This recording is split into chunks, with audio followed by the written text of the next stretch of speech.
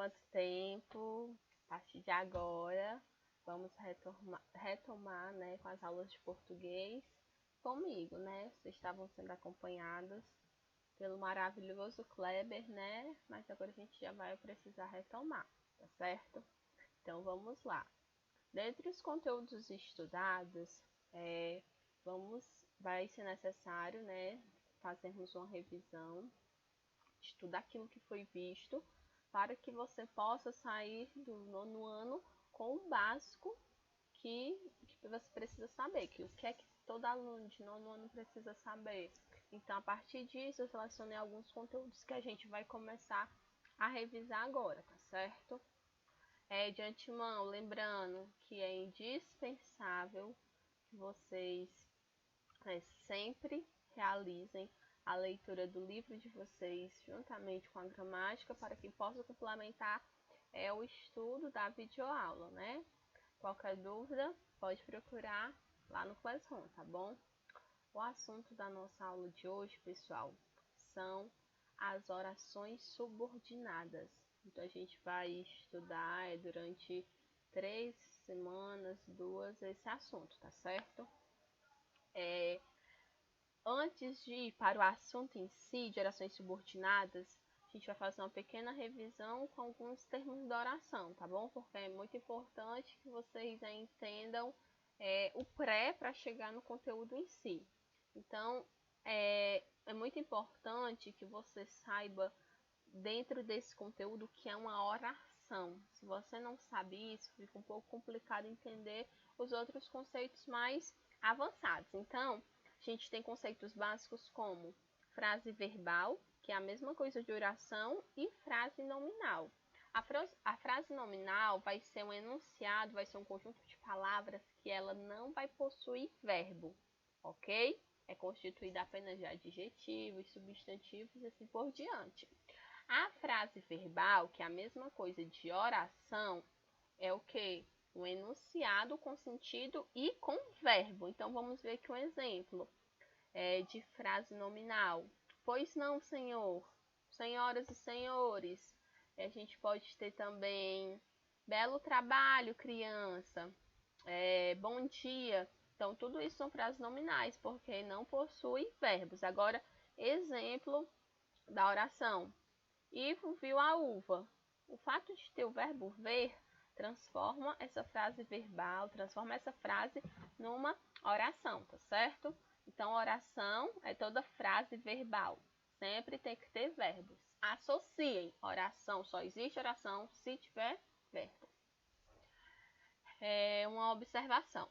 O número de verbos determina o número de orações no período. A gente vai ter duas divisões, o período simples e o período composto. O período simples, ele é aquele que é formado apenas por uma oração. O período composto é formado por 2 ou mais orações. Então, vamos observar aqui um exemplo de frase que pertence ao período simples. Ivo viu a uva. Nesse conjunto de palavras, nessa oração, como eu posso classificá-la que ela é período simples? Porque ela só possui um único verbo. Agora, a gente observando na frase abaixo, de período composto, Ivo viu a uva, mas não a comeu. Então, a gente pode observar que na primeira oração a gente possui o verbo ver, e na segunda oração a gente possui o verbo comer. Então, a gente pode observar que nós temos duas orações, e assim período composto. Por que eu estou falando isso? Porque o nome do nosso assunto é período composto por subordinação. Então, só existe oração subordinada se tiver período composto. Então, você já descarta, por exemplo, se a frase for muito curtinha, se a frase tiver só um verbo, já não entra no nosso assunto de orações subordinadas, tá certo? Então, vamos passar adiante. Subordinação. Existe uma oração principal e outra subordinada sintaticamente a ela. Gente, a oração subordinada, ela possui uma estrutura básica. Qual é essa estrutura? Oração principal e oração subordinada. Nós vamos entender essa palavra subordinada como dependente. Então, a oração subordinada ela será dependente da oração principal para possuir sentido completo, tá bom? Essa oração principal é a oração que ela vai ter mais sentido, ok? Então, vamos lá. Vamos observar aqui. O professor disse aos alunos que a prova seria adiada. Então, o professor disse aos alunos que a prova seria adiada. A minha oração principal é o professor disse aos alunos e a minha oração subordinada é que a prova seria adiada. Como eu sei disso? 2 dicas. A primeira é que sempre as orações subordinadas precisam iniciar com uma conjunção integrante, seja o que ou se. Geralmente, 90% das frases será o que.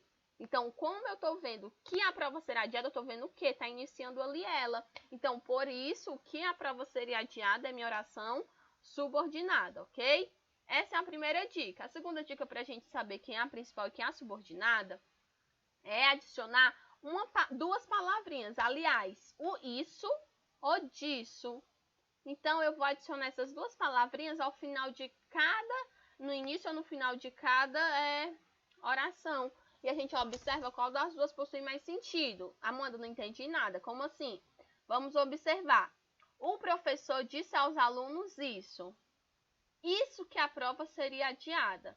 Qual das 2 composições possui mais sentido? A gente pode observar que foi a primeira formação, não é? Então, a partir disso, eu sei que o professor disse aos alunos é minha oração principal e que a prova seria adiada é minha oração subordinada. Gente, isso é o mais básico do assunto. É muito importante que vocês possam identificar quem é principal e quem é subordinada. E usando essas 2 dicas que eu acabei de falar, já vai clarear mais um pouco o assunto, tá bom? A gente também tem um período composto por coordenação.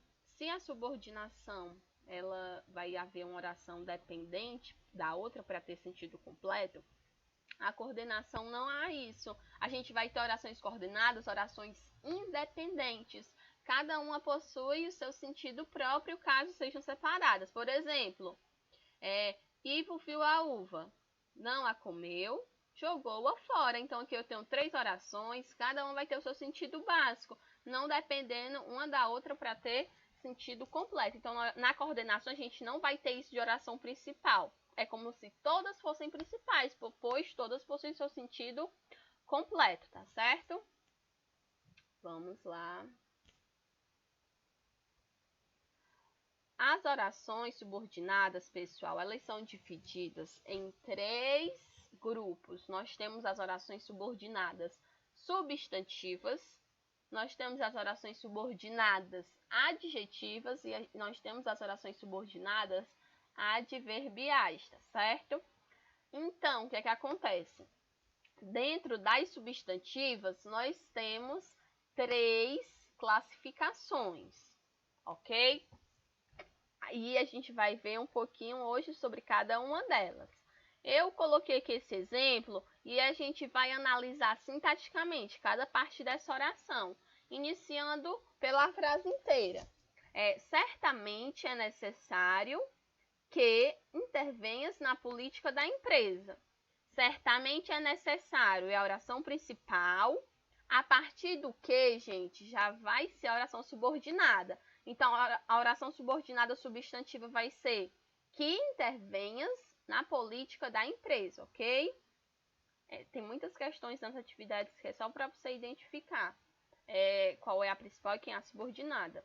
Então, achou o que, achou o se, tudo que vem depois já vai ser oração. No período simples, normalmente o núcleo das funções sintáticas, sujeito, objeto, predicativo, complemento nominal e aposto é representado por um substantivo. No período composto, essas funções sintáticas são exercidas por orações substantivas. Como assim, gente? Não entendi nada. Gente, é assim. Num período simples, por exemplo, que só tem um verbo, a gente vai ter o núcleo, que é a palavra mais importante, por exemplo, um sujeito. o sujeito vai ser a parte mais importante daquela frase. No período composto, não é o sujeito que é a parte mais importante, é uma oração completa que vai ser a parte mais importante, tá bom? E por que eu coloquei essas funções do período simples? Porque são essas funções, as mesmas vão ser utilizadas no período composto. Por exemplo, quando o sujeito ele é o centro da minha oração subordinada substantiva, ela vai ser subjetiva. Quando o objeto direto ele vai estar presente na minha oração subordinada substantiva, ela vai ser objetiva direta. E assim por diante. De acordo com a função existente na oração, a gente vai ter a classificação. Então, é muito importante a gente também saber, né, ter um conhecimento mínimo das funções sintáticas, dos termos da oração, que isso já foi estudado, né, tanto no início do ano, quanto nos anos anteriores, tá? Então, vamos lá. Qual a característica da oração subjetiva? A oração subjetiva, pessoal, ela vai ser o sujeito da oração principal. Então, eu vou ter uma oração principal, eu vou ter uma oração subordinada. Na minha oração principal, eu vou ter um verbo. E o sujeito desse verbo vai estar na oração subordinada. Por exemplo, é importante que você me ajude. Na oração principal, a gente tem aqui o é. É um verbo. O sujeito desse verbo é você. Então, o sujeito do verbo que está na oração principal, ele está aqui na oração subordinada. Então, quando eu encontro uma frase, uma oração substantiva que ela está organizada nessa estrutura, eu classifico ela como subjetiva. Subjetiva, a gente sempre vai lembrar de sujeito. O que é oração subjetiva? Ela é o sujeito da oração principal, do verbo que está na oração principal. Oração objetiva direta. A gente vai ter o objeto direto na oração subordinada. Como assim? Na oração principal, vai haver um verbo transitivo direto. E o complemento desse verbo vai estar na minha oração subordinada. Lembrando que é verbo transitivo direto.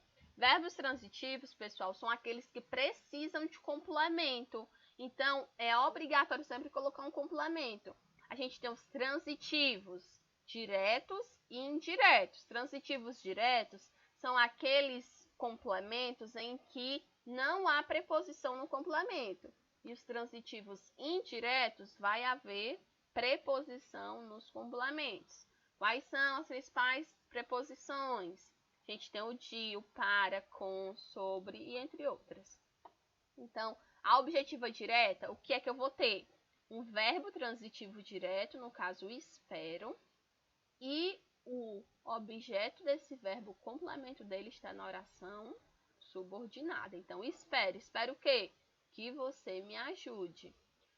A gente tem que observar, gente, que essas duas orações, elas causam bastante confusão, que é a subjetiva e a objetiva direta. Por quê?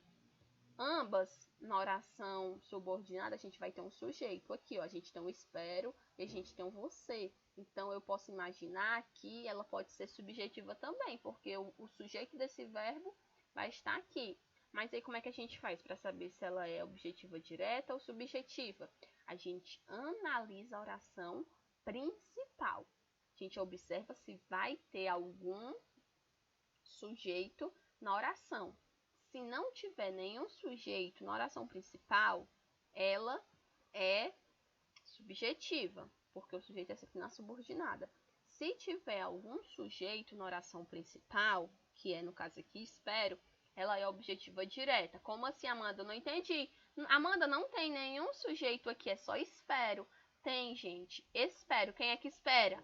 Eu espero. Então, o sujeito aqui ele é desinicial, ele está oculto no verbo, tá bom? Então, a gente pode observar que existe sim aí um sujeito, tá? Então, mesmo a estrutura sendo bastante parecida, a gente não pode fazer essas confusões, tá certo? Oração objetiva indireta. Na oração objetiva indireta, o que é que nós vamos ter? Como é que nós vamos caracterizar? Gente, vai ser a mesma coisa da direta. A única diferença é que na direta a gente tem um verbo transitivo direto na oração principal e na indireta a gente vai ter um verbo transitivo indireto. Por exemplo, ela duvida de que voltarei lá. Ela duvida que a gente tem um verbo transitivo indireto. Por que ele é indireto? Porque tem uma preposição ao de no complemento dele, do verbo, tá certo? Então, a gente tem o verbo transitivo e o objeto na oração subordinada. Como é que eu sei que ela é subordinada? Porque sempre uma depende da outra para ter sentido. E como é que eu sei que ela é substantiva? Porque eu tenho aqui o que, ó. Que, voltarei lá, a gente tem o que iniciando a oração subordinada, substantiva. Gente, a oração predicativa, ela vai ser o predicativo do sujeito da oração principal. Como assim? Para facilitar essa nomenclatura, existe sempre uma estruturazinha que eu gosto de utilizar para a gente identificar se ela é predicativa. A oração predicativa, ela sempre vai seguir uma estrutura. Qual é a estrutura?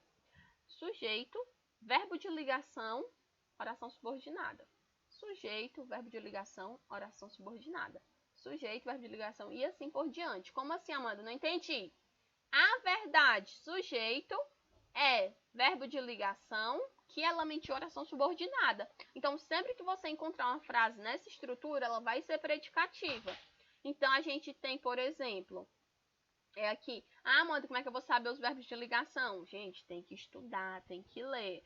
Mas os principais verbos de ligação: ser, estar, aparecer, permanecer, continuar, ficar. Tem outros, mas esses são os mais usuais, tá certo? Então, encontrou uma oração nesse formato, já sabe qual é a classificação. Oração completiva nominal. Gente, a completiva nominal, a característica dela é que ela vai ser o complemento de um termo, de um nome que vai estar na oração principal. Como assim? Tenho medo de que tudo mude. Medo é um nome, medo é um substantivo.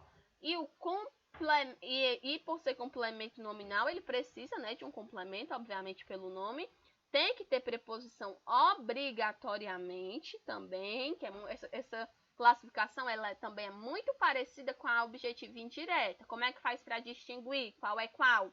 A gente acha a preposição e analisa o que tem antes. Se antes for um nome, ela vai ser completiva nominal. Se antes for um verbo, ela vai ser objetiva indireta, tá? Então, salva aí essa diquinha que é muito importante, anota. Gente, voltando aqui para a definição da completiva nominal. Eu tenho aqui um nome, que é um substantivo, ele precisa de complemento. O complemento dele está na oração subordinada.